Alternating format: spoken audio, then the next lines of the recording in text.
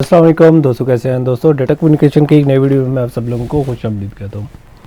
दोस्तों आज की वीडियो के अंदर आप मल्टीप्लेक्सिंग के कंसेप्ट यानी एफटीएम या फ्रीक्वेंसी डिवीजन मल्टीप्लेक्सिंग पर बात करेंगे।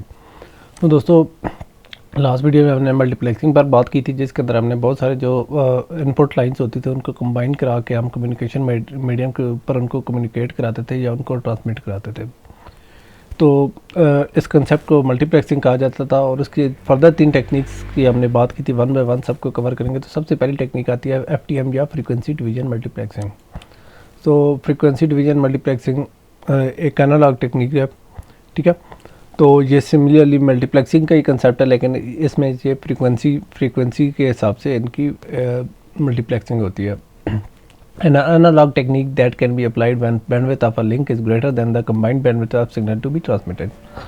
बहुत सारे सिग्नल हैं, जैसे हमारी इनपुट लाइन्स हैं, फॉर एग्जांपल यहाँ इनपुट लाइन्स हैं, तो उनकी बैंडविड्थ है जो कि चैनल से कम है या हमारे कम्युनिकेशन मीडियम से कम है, तो हम इस तरह कर लेते हैं, उन सबको कंबाइन करते हैं या मल्टीप्लेक्स करते हैं, तो ठीक है।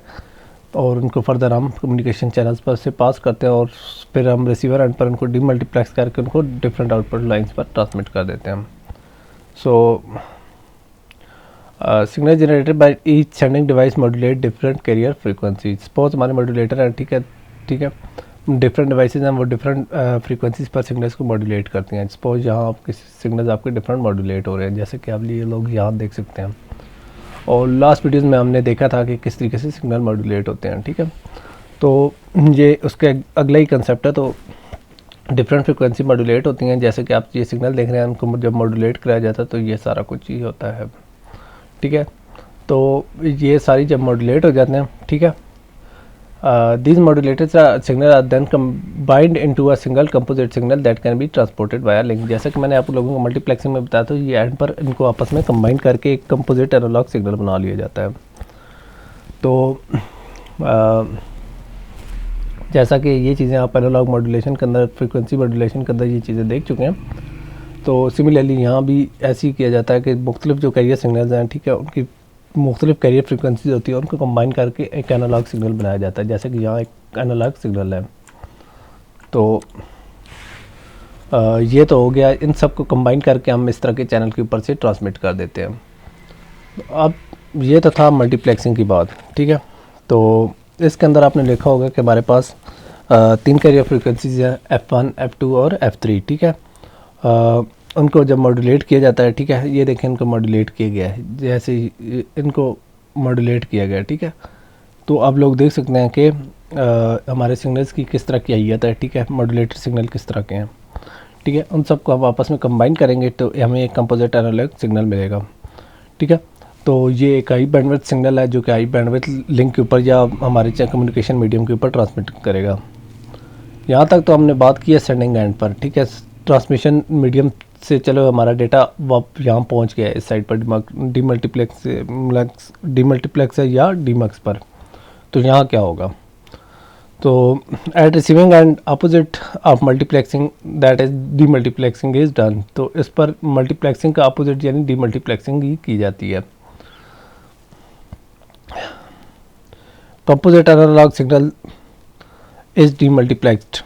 तो यहाँ इस तरह होता है कि जो हमारा कंपोजिट एनालॉग सिग्नल है उसको डीमल्टीप्लेक्स, ये हमारा कंपोजिट एनालॉग सिग्नल जो कि इस चैनल से ऊपर से ट्रांसमिट हुआ, जो कि हमने सेंडिंग एंड पर हमने इसको मल्टीप्लेक्स किया, ये पहुंच गया, इसको हम डीमल्टीप्लेक्स या हम इसको ब्रेक डाउन करेंगे उसके ओरिजिनल सिग्नल में। तो ये कैसे होगा, तो इसके लिए इसका मैं आप लोगों को बता देता हूँ। तो ये हाँ बिल्कुल उलट होगा, जैसे कि मैंने आप लोगों को बताया था कि मल्टीप्लेक्सिंग का उलट डीमल्टीप्लेक्सिंग होगा। Here composite analog signal is passed through filters that decompose this into its constituent composite signals। तो यहाँ ऐसे होता है कि हमारे जो सिग्नल हैं उन सबको कंपोजिट एनालॉग सिग्नल को फिल्टर से गुजारा जाता है। जो हमारे सिग्नल्स हैं, ठीक है, जो हमने किए थे ट्रांसमिट किए थे, ठीक है, वो हमें रिसीव हो जाते हैं। फिर हम उन सिग्नल से ओरिजिनल कैरियर फ्रीक्वेंसी वाले सिग्नल डीमॉड्यूलेट कराना चाहते हैं ओरिजिनल सिग्नल, तो हम उनको डीमॉड्यूलेटर से फर्दर गुजार लेते हैं, ठीक है। तो जो कुछ हमारे सेंडिंग एंड पर हुआ था उसका रिवर्स रिसीविंग एंड पर होगा, यानी डीमल्टीप्लेक्सिंग होगी। तो इसका रिज़ल्ट क्या होगा, इसका रिज़ल्ट होगा हमारे कंस्टिट्यूएंट सिग्नल, यानी जिन सिग्नल से मिलकर बना था यही सिग्नल था, यहाँ भी आप वही सिग्नल देख सकते हैं, ठीक है। तो सिमिलरली आप यहाँ जो सिग्नल सेंडिंग एंड पर थे वो रिसीविंग एंड पर भी देख सकते हैं। मैं इस तरह करता हूँ आप लोगों को इसको समझाने के लिए, ये उठाकर यहीं डाल देता हूँ ताकि आप लोग इजीली समझ सकें, that can be easily understood. यही सिग्नल था जो कम्युनिकेशन मीडियम से आया था, तो आप लोग इजीली समझ सकते हैं। यहाँ से यही सिग्नल था जिसको मॉड्यूलेट करके हम लोगों ने एक सिग्नल बनाया था और उनको बाद में हमने कंपोजिट कर दिया था। तो सिमिलरली हमें जहाँ आप लोगों ने इनको मॉड्यूलेट किया तो यहाँ हम इनको फ़िल्टर करके डीमॉड्यूलेट कर रहे हैं, ठीक है। तो सिमिलरली हमारा वही सिग्नल हमें रिट्रीव हो गया, ठीक है, तो सेंडिंग एंड पर था। सिमिलरली दूसरा सिग्नल भी इसी तरह है और तीसरा भी इसी तरह है, यानी इनके अंदर आप लोग देख सकते हैं कि सेम सिग्नल हमें मिल चुका है, ठीक है। ये जो कंस्टिट्यूएंट सिग्नल हैं वो हमें मिल चुके हैं।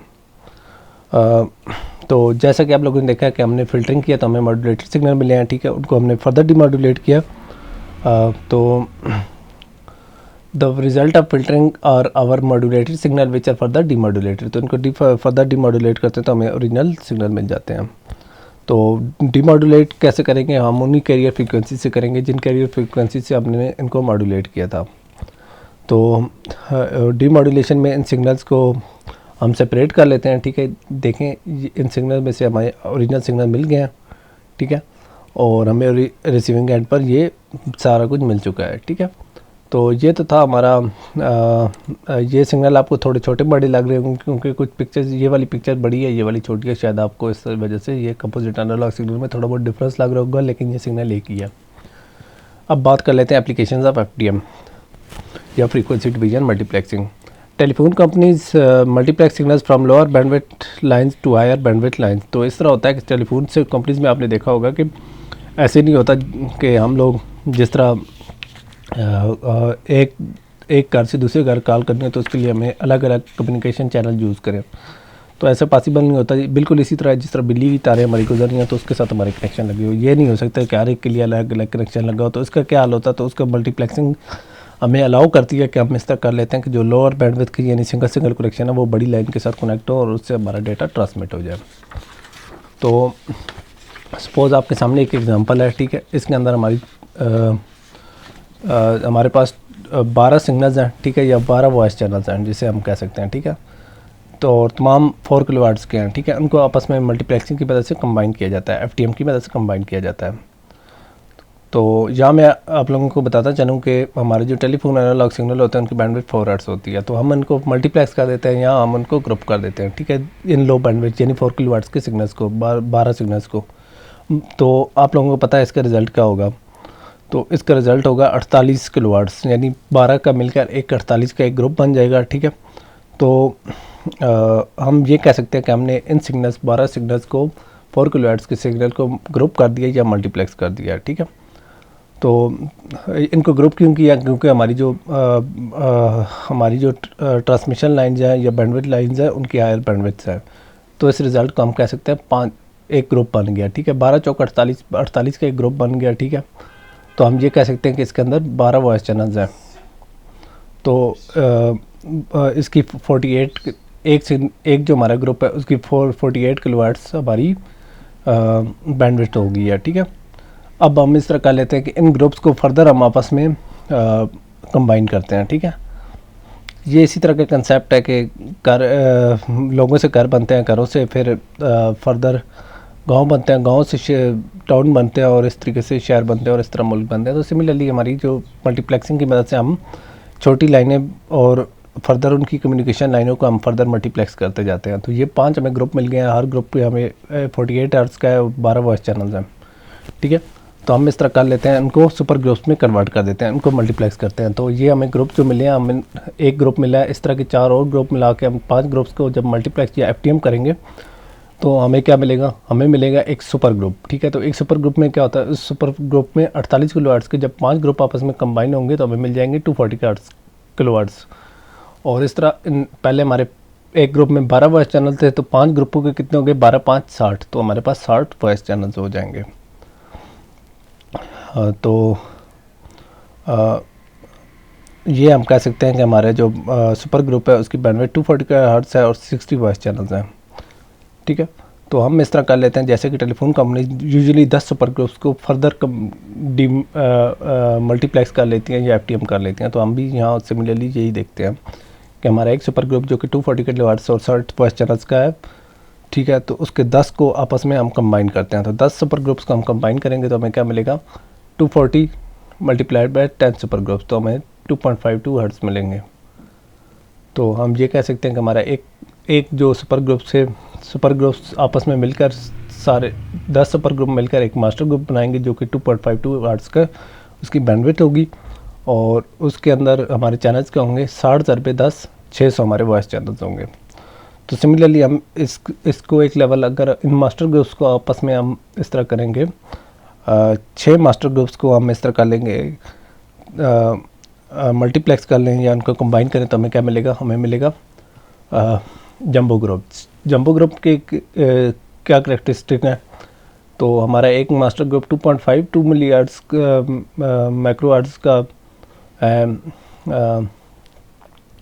बैंडविड्थ का है। तो ये 2.52 मल्टीप्लाइड बाय 6 हो जाएगा 16.984 माइक्रो हर्ट्ज़, ठीक है, या मेगा हर्ट्ज़, ठीक है।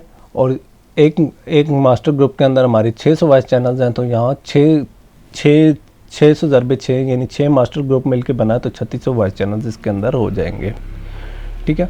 तो फ्रीक्वेंसी आपने देखा एफटीएम के अंदर हमने एक छोटी सी टेलीफोन कनेक्शन थे उनको हमने कितने बड़े ग्रुप में या एक बड़ी कंपनी में हमने कन्वर्ट कर दिया। तो इस तरीके से हमारी जो डेटा कम्युनिकेशन सेलुलर लेवल पर चलती है या कंपनीज करती हैं तो इस तरह से करती हैं। तो इसके अंदर हम लोगों ने देखा है कि एफटीएम की मदद से हम कैसे छोटे छोटे लिंक्स की बैंडविड्थ को आपस में कंबाइन करते हैं, ठीक है। तो इसके अंदर मैं आप लोगों को बताता चलूँ कि ये जो हमारी फ्री एफटीएम या फ्रीक्वेंसी डिवीजन मल्टीप्लेक्सिंग है, ये हमारी टेलीकम्युनिकेशन के अंदर बड़ी यूज़फुल होती है। इसके अंदर हमारे तमाम सिग्नल्स एक सिंगल कम्युनिकेशन मीडियम यूज़ करते हैं। तो उम्मीद करता हूँ आप लोगों को ये वीडियो पसंद आई होगी। तो इंशाल्लाह नेक्स्ट वीडियो में हम सेकंड टाइप यानी वेवलेंथ डिवीजन मल्टीप्लेक्सिंग या WDM पर बात करेंगे। तो नेक्स्ट वीडियो तक इजाज़त दीजिए, अल्लाह हाफ़िज़।